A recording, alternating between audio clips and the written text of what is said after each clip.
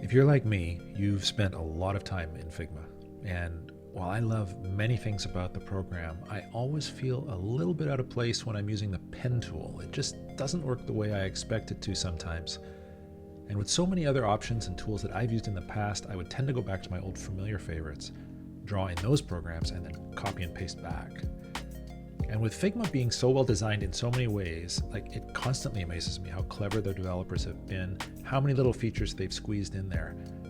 So I thought I'd give the pen tool a closer look and share with you what I've learned.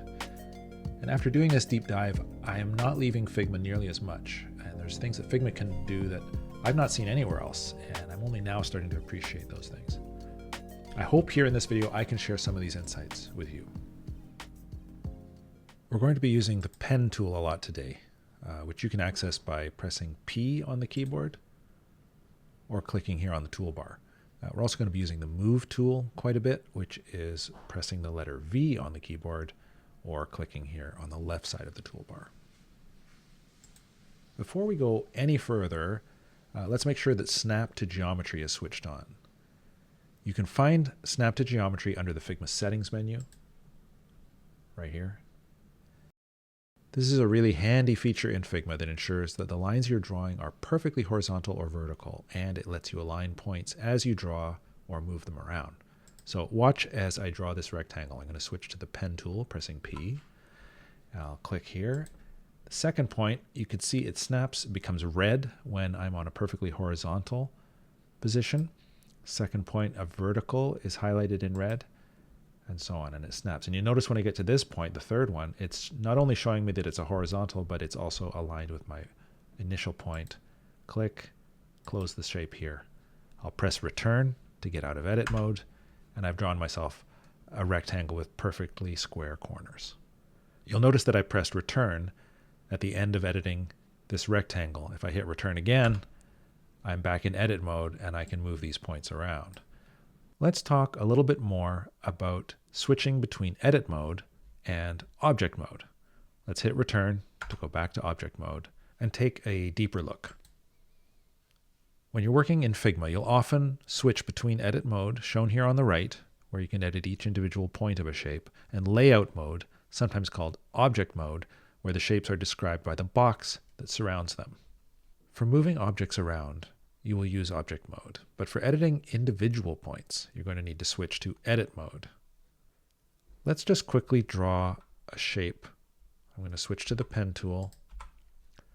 I'll just draw a little W here. You'll see it actually is telling me when my points are aligned. I'm going to hit return now that I've finished drawing my W. I'm now in object mode. I can move the W around by dragging anywhere inside that bounding box on the object. I can even distort it and do other things. I'm moving the shape as a whole. If I want to move points around within the W, I would hit return or enter. And now I'm in edit mode. I can actually access these individual points, move them around, hit return again. I'm back out.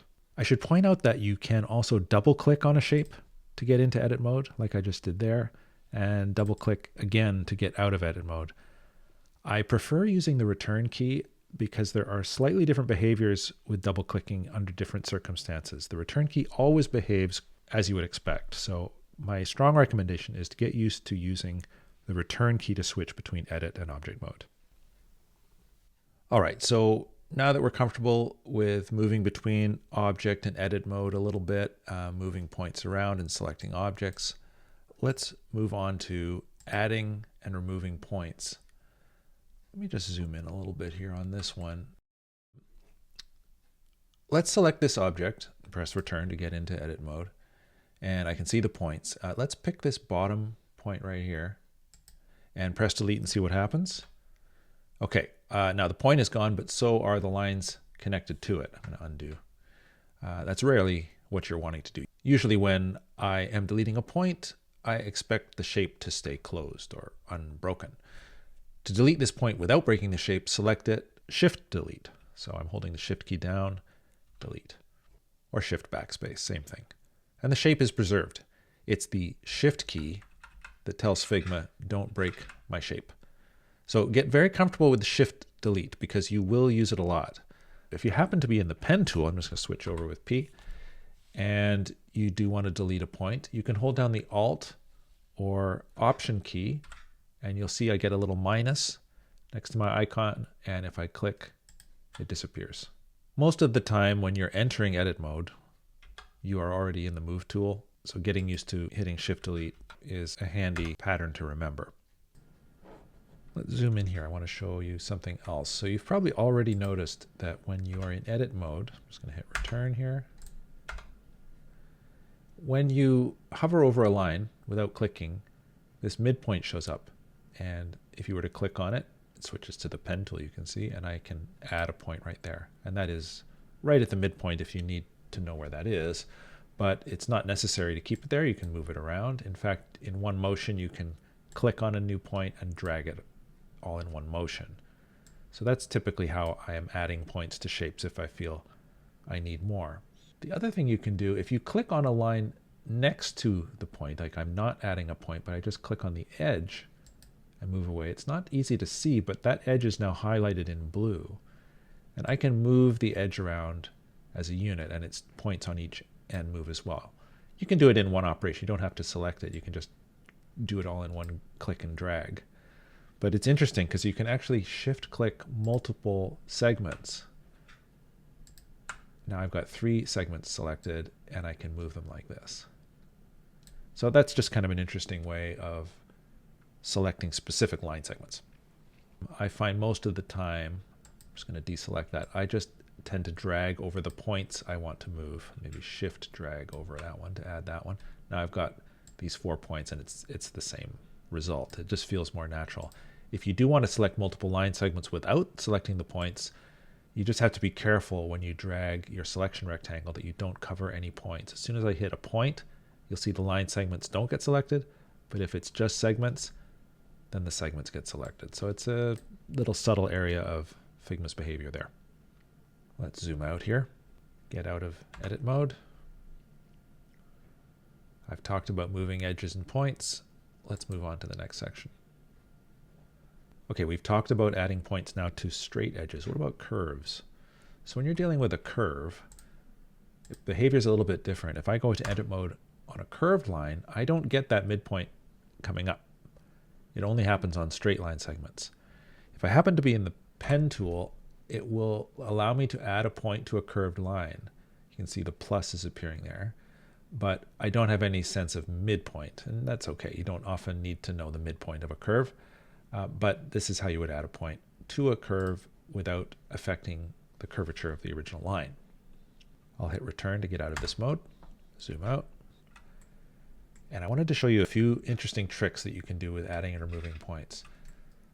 So if you're trying to build this triangular shape here, it's meant to be exactly half of a square. There's many ways to do it. But let's start with the square tool, which you'll find here.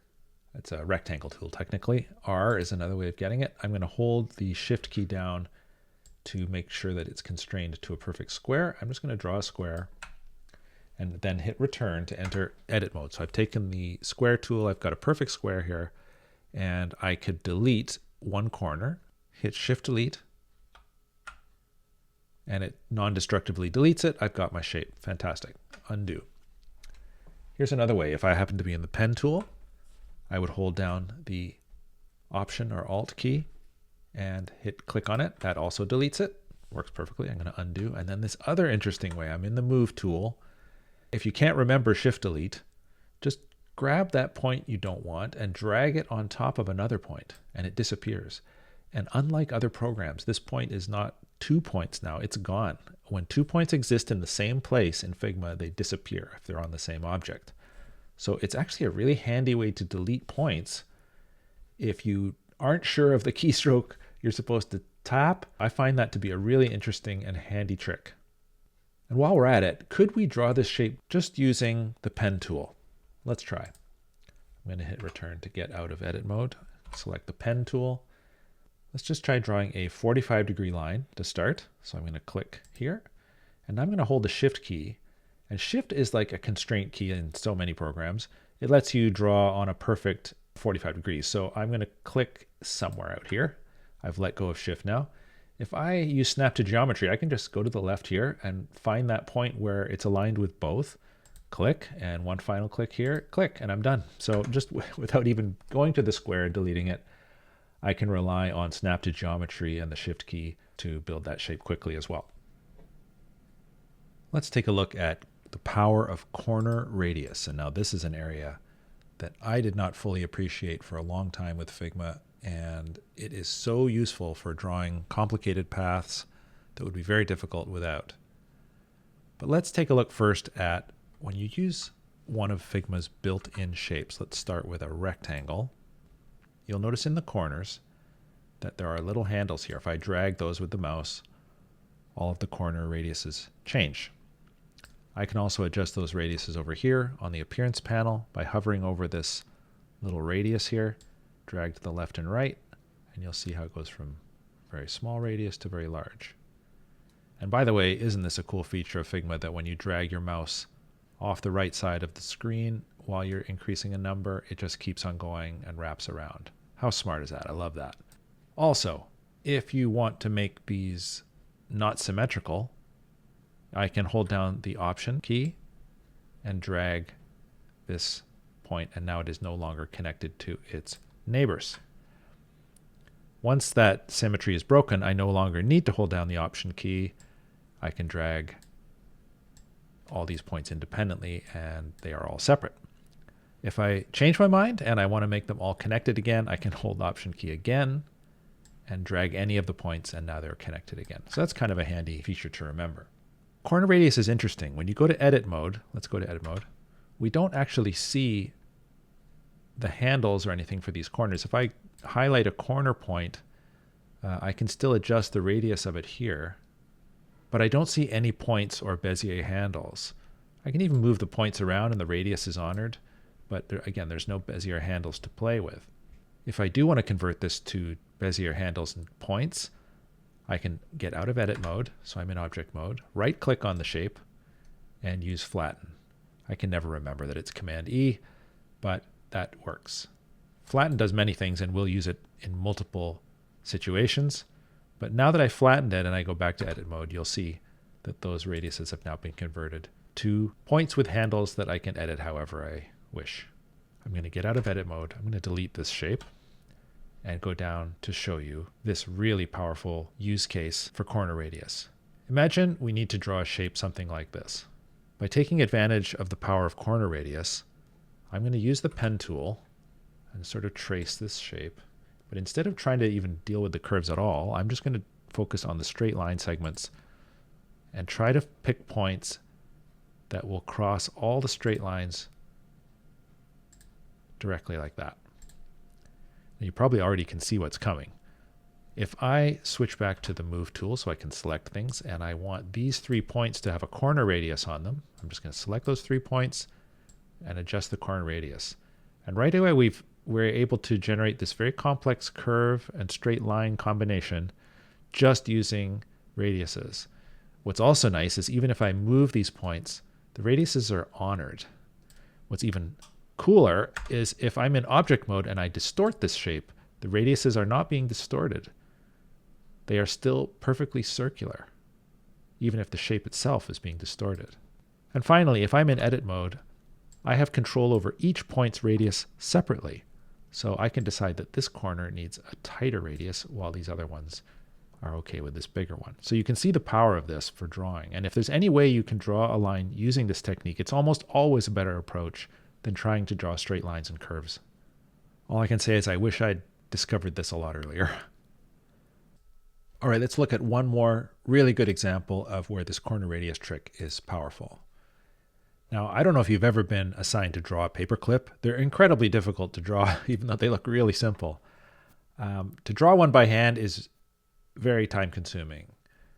Let's see if we can find a way to draw it using this corner radius. Now, I've made it a little easier here by adding these points to help you out here. But let's switch to the pen tool, and we go click, click, and just sort of follow these guides. Click, and so on all the way around. Now when I switch to the move tool and I highlight, in fact, I'll highlight all the points at once because the endpoints aren't affected by corner radius. Now watch the magic here. So as I increase the corner radius, the inner one reaches its full circle first. It can't go any higher, so the radius automatically maxes out. You can't have a radius higher between 2 points than a circle, so it just stops. But the outer one still has room to go. So as I keep increasing it, the outer one keeps going until it also is a circle. And just because of the way it's laid out, all of these radiuses are perfectly aligned with each other. They're different radiuses technically, even though I've set them all with the same number.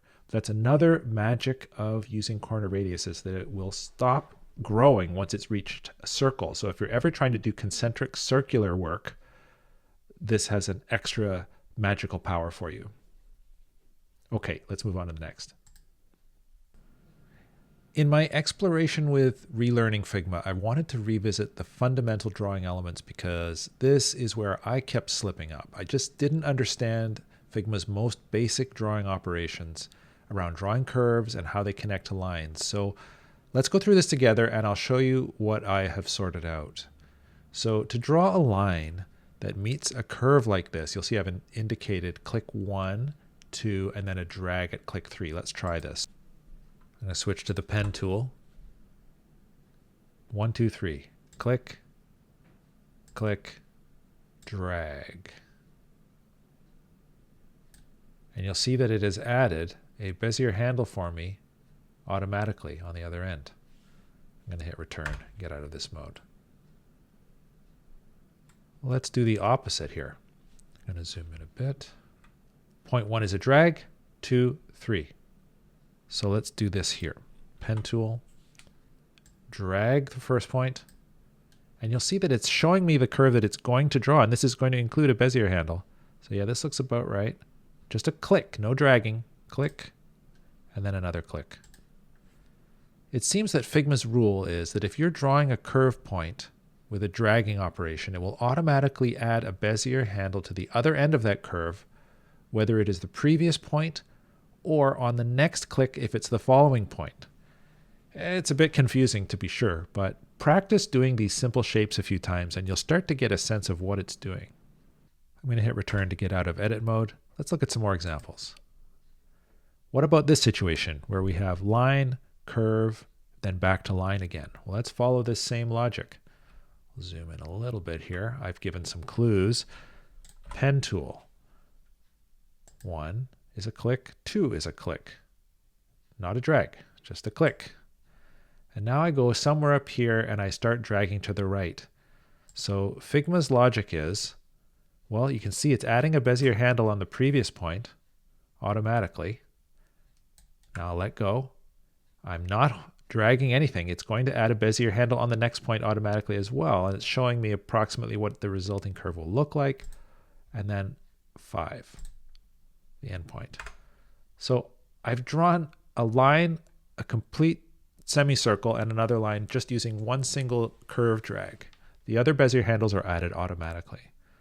So this kind of behavior is a bit unusual to me, but I can see how if you get used to it, it can be very efficient for drawing complicated combinations of curves and straight lines.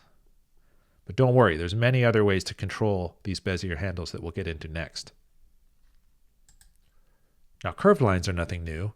This is the way it works in most programs. Switch to the pen tool. We drag to the right. We drag up. We drag down. Each point being a smooth curve point with Bezier handles that are symmetrical around the point. Same length, opposite angle. That is very normal behavior in most programs. But let's take it further. So what do we do here where we have a curve meeting another curve at a corner point instead of smooth point? If we start drawing this with the pen tool, point 1, I drag to the right. Point 2, if I just drag to the bottom right, I think we know what will happen. Yeah, that is not correct. I want this to be a corner.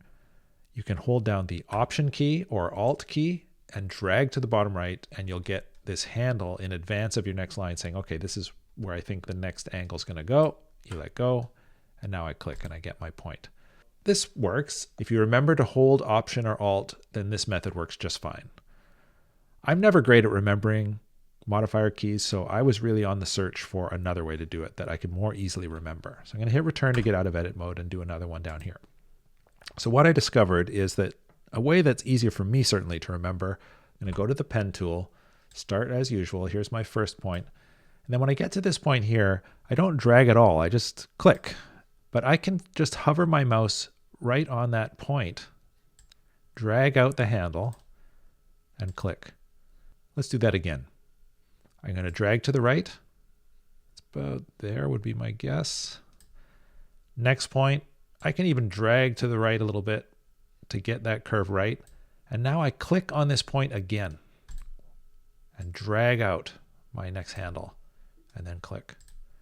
So instead of having to remember Option and Alt, I just click on my previous point, drag out a new handle, and then carry on.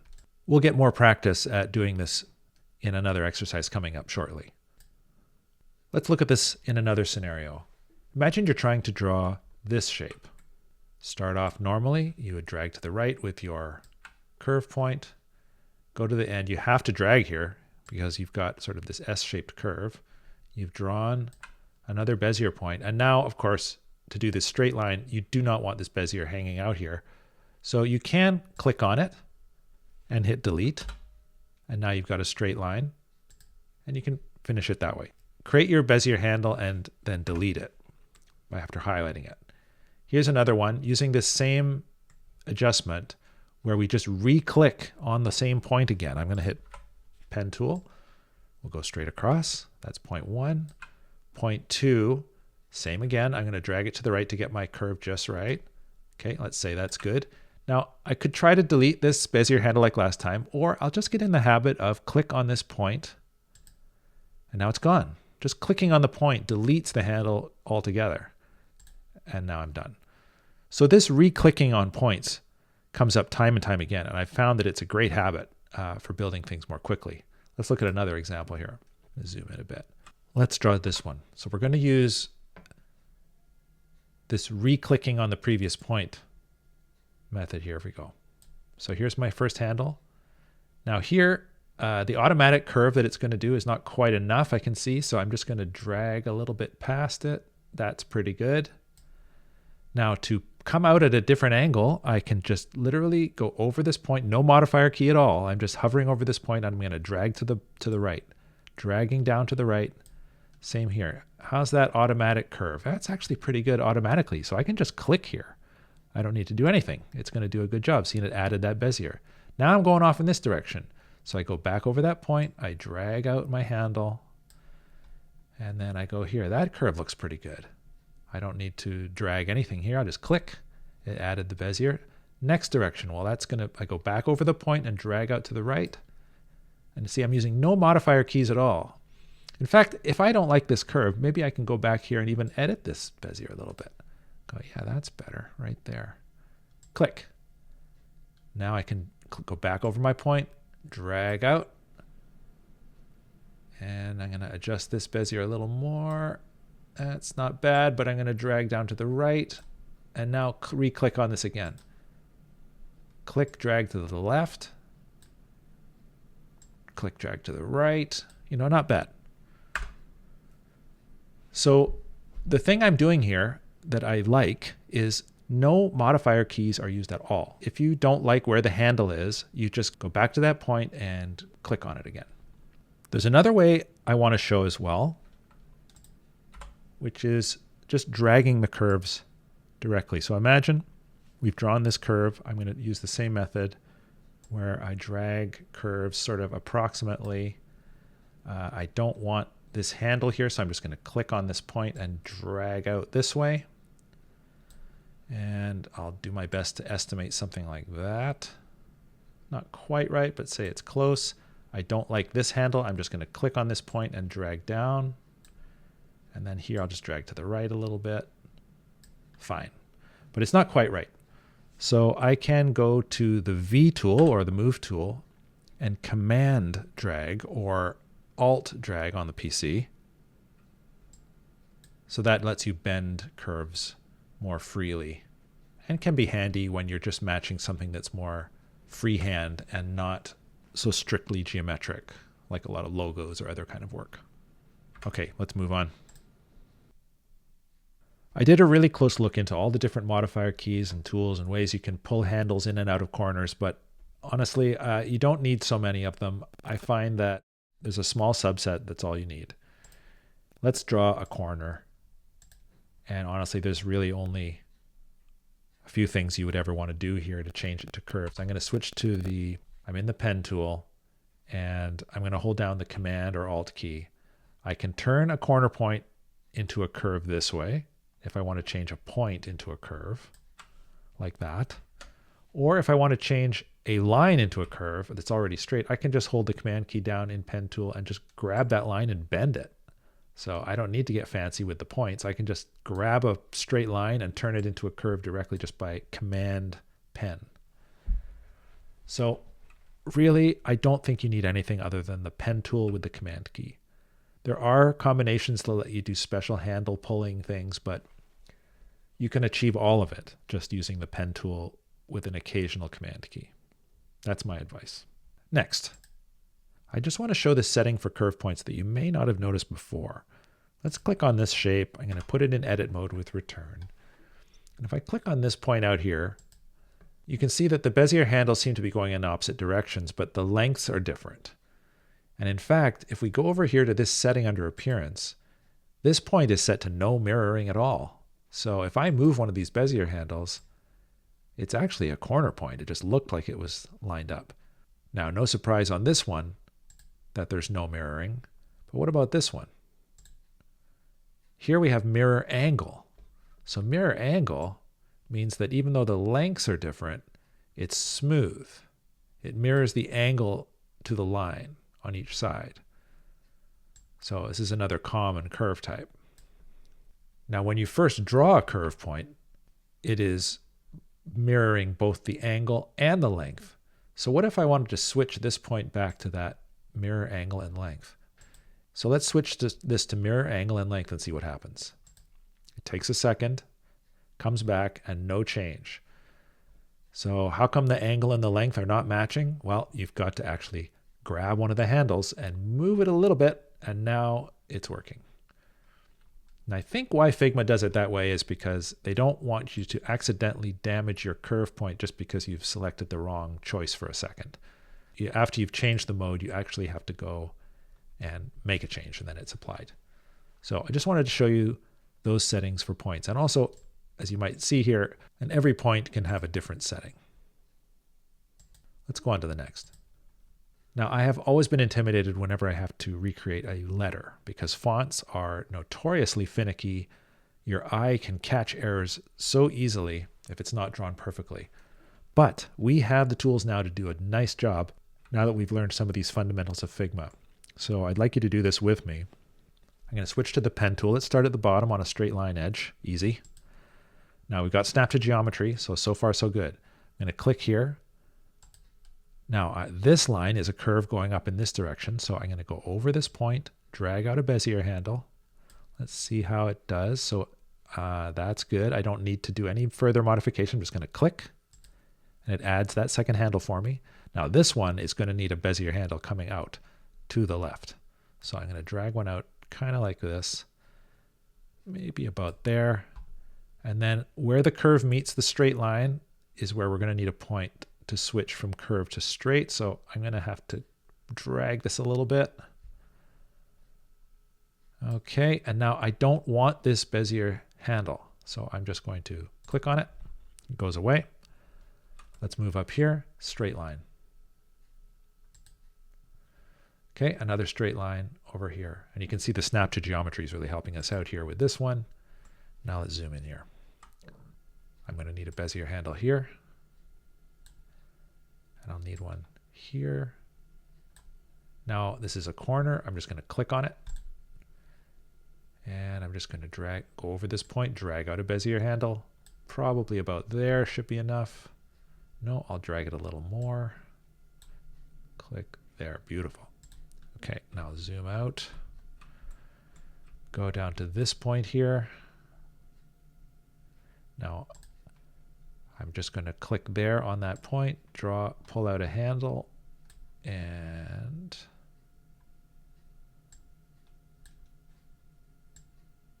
something like that.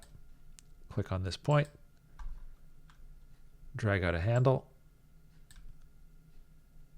click on this point. That's snap to geometry horizontal, no problem. I'm going to drag a little handle here and maybe drag it a little further. Yeah, looks good. Click. Go over the same point, drag to the left. Now this is a bit tricky. It's got a long way to go here. So I'm going to, oh yeah, it's not bad. Then I'm going to click on this point again. Click on this point here. Horizontal, so easy right there. Let's see, I think I'll drag out a Bezier handle. So over this point, drag. Again, no modifier keys were used in this at all. Then down to here, over to there or so. Re-click on this point because I don't like this handle. Click. I'm going to drag a handle this way. Drag it just a little more and then click. And we've got ourselves the outside of our A. Now let's just do the inside quickly here. I'm still in edit mode. This is easy. A click horizontal here. Now this sort of has a curve near the top, so I'm just going to sort of meet where that curve starts right about there. And then drag out a little handle. And a click. Very nice. And then a click here to close it. Let's see our work here. So this looks pretty nice so far. We can add a fill to it on the right.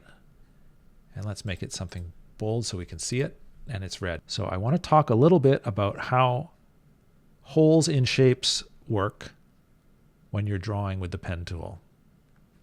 Many of you may already know that there are Boolean operations you can use to subtract and add, but we don't need to get that fancy. Many drawing programs use the idea of paths moving in opposite directions, deciding whether something is filled or a hole in a fill. So for example, in Illustrator, you would reverse the direction of this inner path to make it hollow. I'll cover it in more detail when we go over vector networks, but for now let's look at the paint bucket tool. So let's highlight the paint bucket tool, or the letter B, and as you hover over your A shape, you'll notice that whichever area you are over gets highlighted, and you just click on the one you want to subtract and it will go away. And now we've built a beautiful A. Congratulations. All right, so there is a link to this Figma file in the video description, and I strongly recommend you download it so you can do the exercises along with me. Thank you for listening to my very first video lesson, and I hope you really liked it. I had a lot of fun making it, and I have plans to do many more.